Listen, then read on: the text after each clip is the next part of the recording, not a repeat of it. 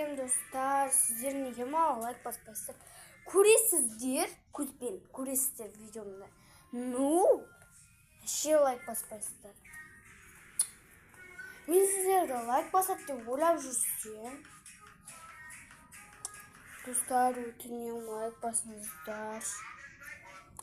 Мен сіздердің арқаларыңызда көптеген жетістіктерге жетіп, сіздерге кинода түсірем.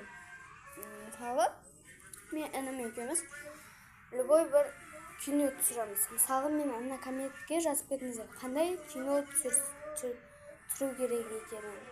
Көп адам көреді, лайк баспайды. Маған комментке жазыңдар, қандай кино түсірейін мен. Мысалға, кино сияқты фильм. Мысалға, көбінде көресіздер ғой. Бомаш, сосын тағы басқа. Сосын клоундар отбасы, сосын тағы басқа отбасы жайлы. Тиктокта осы көп ауылдан сәлем деген бар ғой.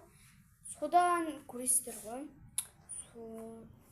Сол сияқты маған вопростар жіберіңдер. Соны орындаймын, түсірем видеоға. Өйткені себебі мен сіздердің қалауларыңызбен видео түсіру керекпін. Өйткені сіздерге ол видео ұнамайтын шығар. Ол видео ұнайтын шығар, мен білмеймін ғой. Соны жазып кеттіңіздер.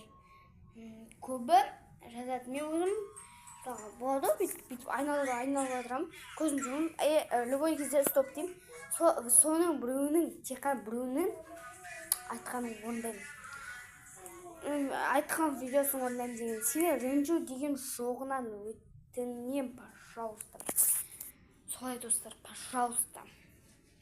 Айтпесем мен шым пісіп кетті.